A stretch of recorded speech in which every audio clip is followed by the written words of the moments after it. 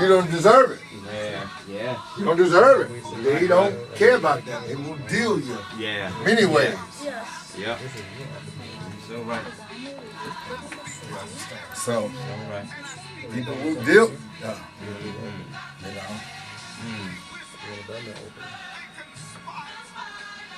We're gonna be all right. Let's keep holding on.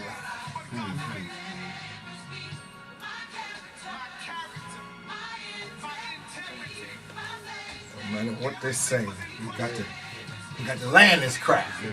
You understand what I mean? No matter how much fuel we got left of these, we got to bring it on in. And we got to make a perfect landing. Never mind the takeoff. We're already in the air. All right, Bob. Bring it down.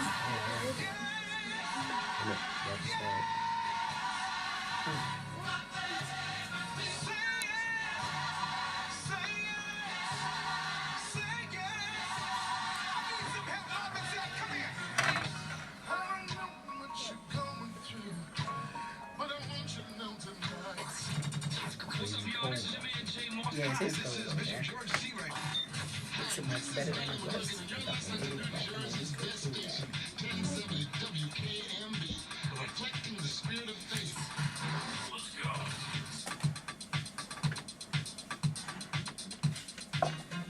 Yes. Sales off. For the Town Talker with Reverend Zechariah A. Jackson. Reverend Jackson is founding pastor of the Church of What's Happening Now, located in Plainfield, New Jersey. And now, the Town Talker with Reverend Zechariah Jackson. Always good coming to you. Always good coming to you. This is the American Reverend Zechariah A. Jackson from the Church of What's Happening Now, Town Talker Talk Show. We have a good show ahead of us, and you know, with the recent incident that took place in Haiti with the earthquake, you know, we have to take a minute and just reflect on what we can do to make this world a better place. Right. Because somewhere I was talking to a young lady a few years ago. She wasn't too abreast, Denise, on economics like a lot of those Ivy League educators are. Right. And she said, you know, they keep talking about we don't have no money. Why don't they just print a little bit more? So you understand me? So and I looked at her and I said, Kim, it's not actually that way. But you know, when you get deep down into it, it really is that way. Because the things that we put value on, are they really valuable? You know, how valuable is diamonds? Really? Right. Really, I'm talking about really. I'm not talking about what you put on it. Because I remember the Pokemon cards. If you kids remember the Pokemon cards, these little cards that they had put so much value on them, and they flew them in a 747 land in JFK, and armed guards got off with, you know, walking down the step with Pokemon cards, because the value of them. Many people, scam artists, were selling Pokemon cards, and any kid that have them, a grown man to pull up to him and say, "You got Pokemon? Give him up." You understand? Grown man, you know, chasing people with Pokemon cards. So let's be for real. You know, I believe that God made this world plentiful for all of us, and if we just lend a hand and reach out. I think it was Diana Ross that sung that song years ago. Reach out and touch somebody's hand. Make this world a better place if you can. And this is right here is what we really have to do. We have to reach out. And because a lot of this foolishness that's going on that we really don't have time for it. I was so surprised today, and as my secretary called me, we talked about Reverend Pat Roberts, and I just say, you know, I call it off as much as, you know, of course with anger, not like as conservative as I am today, right now at this point. And I left a message there. I said, you know, Pat, what is your problem? You know, you say those ugly things about Haiti and the Haitian people that they're cursed. Because of the fact of over 100 years ago that they beat off the French for their independence. You understand me? That they've been cursed and voodooed ever since. Why would you say such ugly things in a time of need like this right here? The idea is this right here. Let's just keep it real. The minority groups, we have to just catch up.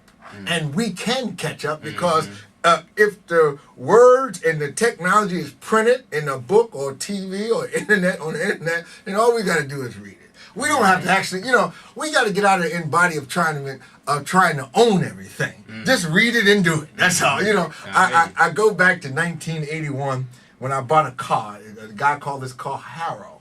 And I paid $200 for this car called Harrow. It was a 1970 Toyota Corona. Well, a week after learning how to use a stick shift, the clutch went. So I took it to Amoco. God, look up the Amoco because they'd been around, And they said, well, Mr. Jackson, we can fix the car, but it's going to cost you $900. Well, I only paid $200 for the car, and I had $50 over. So I said, well, wait a minute now. I only paid $200 for the car. The back side window in the back was out, so I had to put a wood frame in there. So the car really wasn't worth $900. And I didn't have $900 during the time. That was the Reagan administration. Remember, he was trying to build an MX missile and all the things that he was building, so he was taking away a whole lot. God bless his soul, though. He was a good president. And I remember going to two guys, and at the time I wasn't as well read as I am today. I had $20, and I remember buying, I bought the manual, the actual manual of the car, of the Toyota Corona, and then I bought 2 jacks, and I bought, with 4 jacks, and also I bought the socket set. Now I had never worked on a car like this, maybe change a little alternator, things like that, but never got so deep like this. So I said, well, if I can read this thing, I should be able to do what's on. What is it, Dr. King that said that all we want you to do, America, is what's written down on paper. So I said, I took those, those little excerpts of strength, and I took them and everything, and I said, well, you know what I'm gonna do? I'm gonna fix this car. And you know what I did, Steve? Rebecca, I tell you, I took the car apart. I remember I took the car apart, and I got so much oil in because I wasn't used to that level of work. By taking the car apart, taking the transmission out and everything, I was able to put the clutch in. 2 days later, after I put the car back together, I fixed the car. Well, you know what I mean? It cost me $900 to fix it. Right. And I tell you, I was so surprised. So after that right there, I told my mother, I said, well, if I can do this right here, I had ego. Then open heart surgery. I can do anything. Come on now. All I need is a book. I hate it. That's all I need. I hate it. I don't need to be endowed, and Daddy did it, and Granddaddy did it. Well, that's nice to have, to lean on. But sometimes I think, what was that record said? Lean on me. So I had to lean on. I leaned on me. I tell you. So we today, and in all fairness and everything, we salute the Haitian people because they were the first black folk in this hemisphere here to take that grand walk for freedom. And that walk for freedom wasn't just for us. That walk for freedom was for everybody. Because anytime someone is captured, we all are captured. When are we going to get rid of the foolishness that is just me or you? If there's somebody on the corner going wrong, then you're going wrong. You understand me? You have to watch the creature that creep within you. So you got all kinds of creatures going on. I don't know your whole mind. If your whole mind told the story, I run from you. I never even speak to you again. Oh my God, Denise, whole mind. So we have to look at the beginning.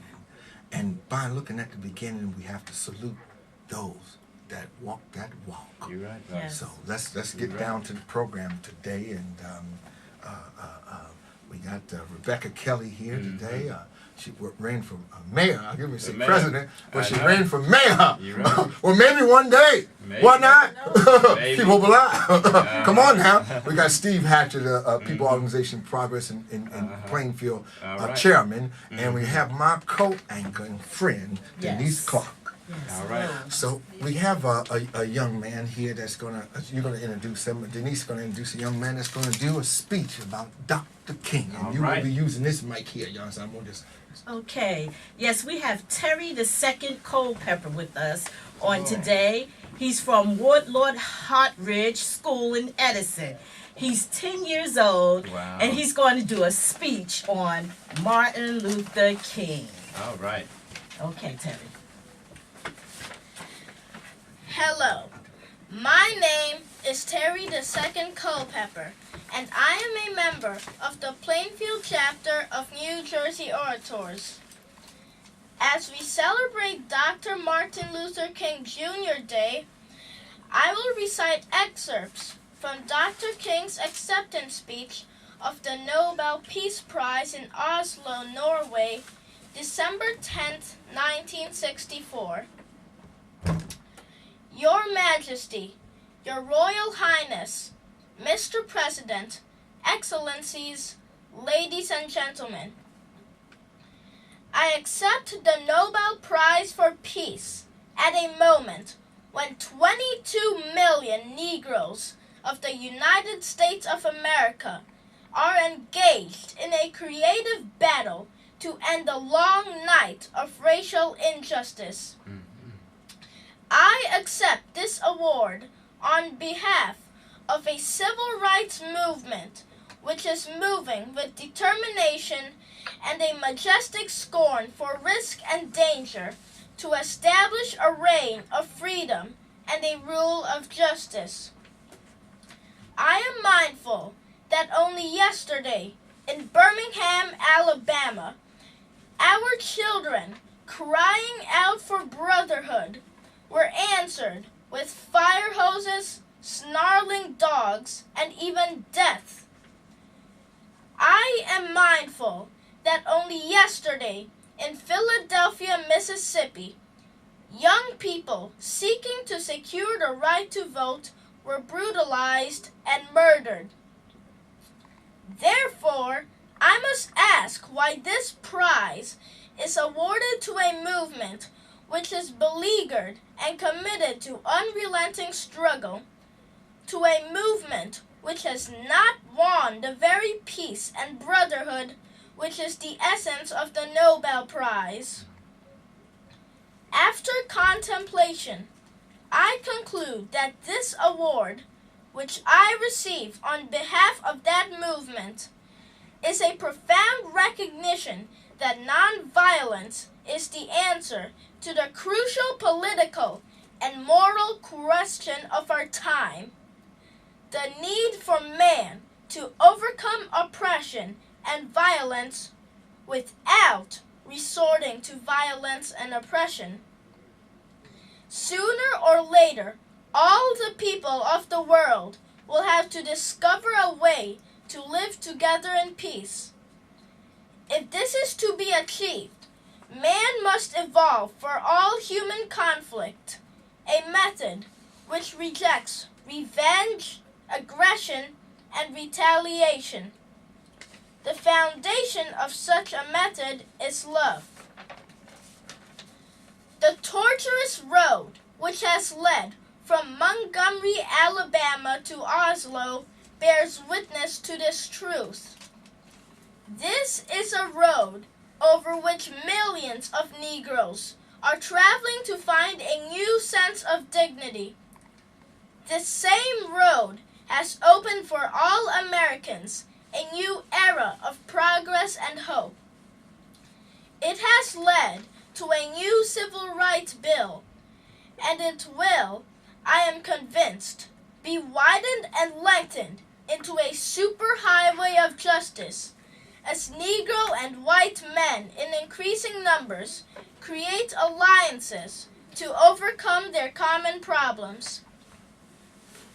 I accept this award today with an abiding faith in America and an audacious faith in the future of mankind. I refuse to accept the view that mankind is so tragically bound to the starless midnight of racism and war that the bright daybreak of peace and brotherhood can never become a reality. I believe that unarmed truth and unconditional love will have the final word in reality. I believe that what self-centered men have torn down, men other-centered can build up. I still believe that one day mankind will bow before the altars of God and be crowned triumphant over war and bloodshed.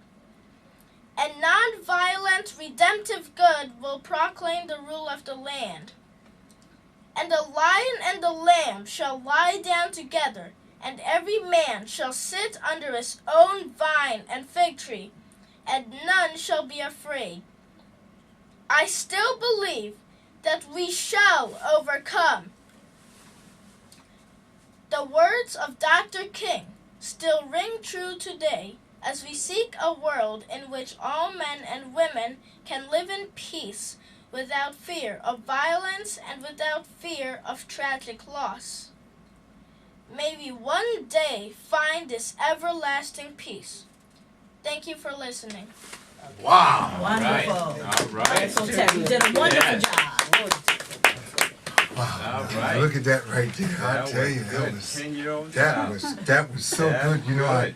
I stepped out of the studio for a minute and went to the other room, the adjacent room over here, and listened to it on the radio. Oh. So when he projected here, it's maybe a delay of a few seconds. Okay. And to hear that right there, Yes, right. wow, we salute Yes. you. Yes. All right, soldier, keep hope alive. You're right, man. I tell you, Right. this is something else right there. Yeah, You know, it just shows it's what you put in. Right. What you put Right. in is what you will get out. You're The right. parents here are putting a whole lot in, and you're working hard yourself too. Yeah. So hey, cheerio. You're right. You're right. You're right. Okay, Rebecca, you want to comment on Haiti? Yes, my name is Rebecca Kelly. I'm a community organizer for Plainfield. I have a comment about the Asian. It is so heart-rendering, so wrenching just to see the kids dying, laying on the ground, and you know, you don't have any water, you know, no place to lay your head, no food, no nothing, and they're dying because it's not hot like here in the United States. It's not cold like here in the United States. It is very hot over there, and that deteriorates the body more. I'm just hoping and pray as the beginning of 2010. No one anticipates having anything of this nature, but when you have to endure something like this that you never anticipated of having, it's a great loss. And I'm asking each and every one, color should never be a problem. Let God touch your heart and hope that everyone can come and do something as far as the Asian people is concerned. If you can give. If you can if you're not financially able to give, then you can give, you know, clothing or whatever they need, you know, but please, I'm asking that everyone just remember that we are all human beings, and God gives us love and He gives us peace. May God bless you. And I just like to say this right here, and if you don't have anything to give, pray. You're right. And if you can, visit some of the Haitian churches. I'm going to be in one in Irvington tomorrow night. In fact, the job I work with, the airline I work with, they're sending a plane down, so maybe, I'm not sure yet, but you may have to take the show next week and the following week, because I may fly with them. And I believe that if I go with them, I still get my same salary. So we're trying to work out all the stuff and everything and things. So maybe I go down. If not, I'm going to send a whole lot of stuff down there anyway, and just say a prayer with them, because I was with a young lady today from Irvington that her mother haven't been heard from, and she was trying to get a speedy, I guess it's called a speedy passport to get down. Her passport expired, so she needed to get to Washington. So time she called me, I called her yesterday. We talked yesterday. I said, well, call me back, because had she called me back, I could have got 2 o'clock in the morning, since I was off today, drove her to Washington, and still got back to the show. But we took her to the train station today, and she said she's going to call Washington again, and they told her everything that she needed. And she was just so much into emotion that she didn't have all the paperwork. So she couldn't board the train, and had she boarded the train, she got there, she wouldn't be able to do anything. So they told us what she needed. She needed a birth certificate, her passport, old passport, and her green card, or whatever it is that she had, naturalization card. And, you know, as we were coming back up to Irvington, I was talking to her. She said her brother tried to commit suicide the other night. He's 19 years old because he hadn't heard from his mother. You know what I mean? So, yeah, they're very, you know. Yes. And I'm trying to tell the community and the people down there, you know, hold it together because I tell you, you know, when you look at the pictures, you see everybody. I'm looking at a picture right here from AOL, and I mean, the young people are helping the old, you know, and just hold it together because you never know. As another one of my friends, we didn't know what happened to her mother, and I was very worried because I sent so much stuff down there by her mother, you know, over the last year, and her mother turned up. You know, so it was a blessing on that right there also. So Steve Hatcher, POP, you have an announcement, and then you introduce the young lady because we about 11 minutes out. We have a Plainfield branch of the People's Organization for Progress is going to have a rally this Saturday at 11 o'clock in the morning in honor of Dr. Martin Luther King. We're going to be marching from right in front of City Hall around a few blocks on back up to the Quaker Meeting House. That's at 225 Watchung Avenue. So we're asking everybody to try to join us if you can. We got to remember the reason why a lot of us do the things that we do and are in the place that we are in today is because of the life of Dr. Martin Luther King, the life that he lived, the life that he gave willingly, you know, for his people. So as we are here today, we have to try to give back for our children and for our children's children. So come on out this Saturday at 11 o'clock in the morning right in front of City Hall. We're going to march from there right around a couple blocks back around to the Quaker Meeting House at 225 Watchung Avenue. Okay, yes. We have another speaker who's going to do a piece about Martin Luther King. Her name is Aria Allen. She's from Union County Academy for Performing Arts. She's 14 years old. Okay, Zaina. Hello, my name is Aria Allen, and I am a proud member of the Plainfield chapter of the New Jersey Orators. Today, I will be reciting a piece that I wrote called He Had a Dream. Martin Luther King Jr. had a dream that boys and girls, black, white, Puerto Rican, Mexican, African, Japanese, and other races will play together, laugh together, and socialize with each other. He had a dream. But so far, I see gang violence, black-on-black crime, and little children that are disgusted with other races. He had a dream. On the news everywhere, you hear that someone was murdered because they were black or white, because they were wearing red or blue. He had a dream. We need to enforce his dream and make peace. Right. If not, America will go mad and repeat history, and we don't want that to happen again. He had a dream. Martin Luther King Jr. fought for us because he had a dream. Blacks and whites went to jail because he had a dream. Segregation was abolished because he had a dream. All right. Blacks and whites congregate because he had a dream. All right. He had a dream that one day, even the state of Mississippi, a desert state, sweltering with the heat of injustice and oppression, will be transformed into an oasis of freedom and justice. He had a dream that his 4 children will one day live in a nation where they will not be judged by the color of their skin, but by the content of their character. All right. He had a dream. Yes. He had a dream that one day the state of Alabama, whose governor's lips were dripping with the words of interposition and nullification, will be transformed into a situation where little black boys and black girls will be able to join hands with little white boys and white girls and walk together as sisters and brothers. He had a dream. Right. He had a dream that one day every valley shall be exalted, every hill and mountain shall be made low, the rough places will be made plain, and the crooked places will be made straight, and the glory of the Lord shall be revealed, and all flesh shall see it together. This is our hope. This is the faith with which he returned to the south. With this faith, we'll be able to hew out of the mountains a despair of stone of hope. With this faith, we will be able to transform the jangling discords of our nation into a beautiful symphony of brotherhood.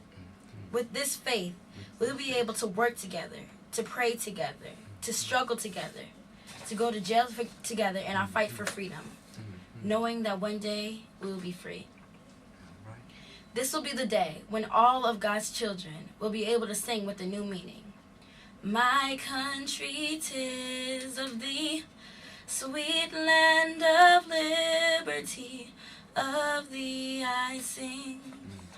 Land where my father land of the pilgrim's pride. From every mountainside, let freedom ring. All right. And if America is to be great, to be a great nation, this must become true. So let freedom ring from the prodigious hilltops of New Hampshire. Let freedom ring from the mighty mountains of New York. Let freedom ring from the heightening Alpines of Pennsylvania. Let freedom ring from the snow-capped Rockies of Colorado. Let freedom ring from the curvaceous peaks of California. But not only that, let freedom ring from Stone Mountain of Georgia. Let freedom ring from Lookout Mountain of Tennessee. Let freedom ring from every hill and every molehill of Mississippi. From every mountainside, let freedom ring. When we let freedom ring, when we let it ring from every village and every hamlet, from every state and every city, we will be able to speed up that day when all of God's children, black men and white men, Jews and Gentiles, Protestants and Catholics, will be able to join hands and sing in the words of the old Negro spiritual. Free at last, free at last. Thank God Almighty, we're free at last. Thank you.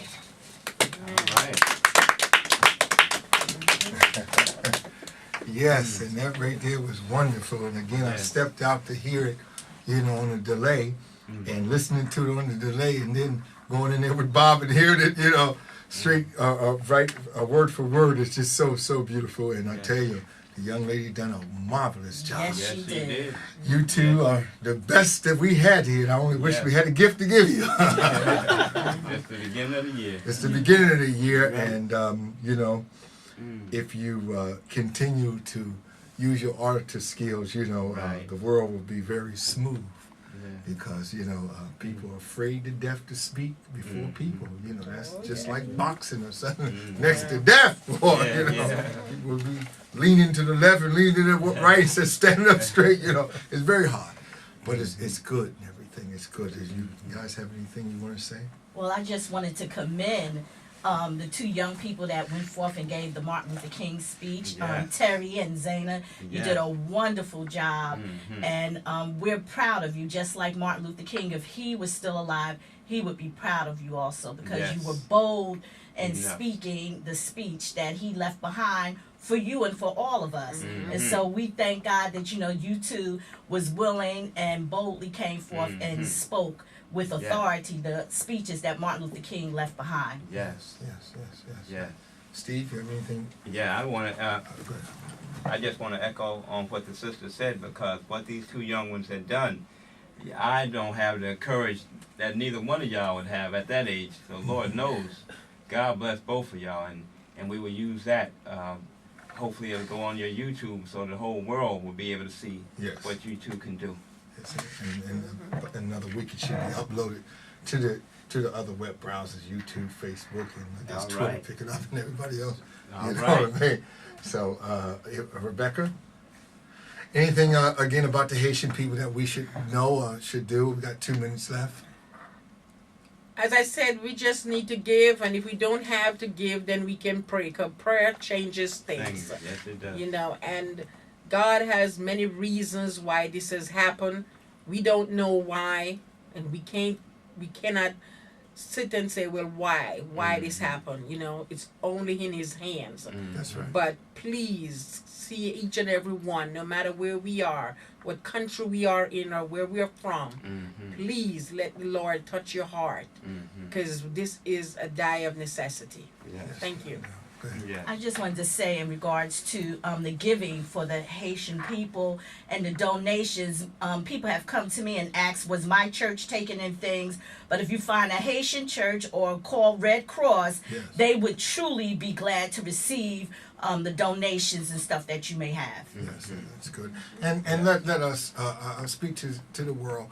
Let us embody what I said last year, building what we'll call the world store, where we all can shop. The whole world can shop at the normal price. Therefore, we can break down a lot of that greed that's going on in the world. Because one thing about, I say again and again, the value of things is only what you put on it. You're right. That's right. Because the only thing that we can give you here at this moment here is our heart and our soul. And then after that, we go. So may God be with you. Good night. Good night. All right? Let me get that camera.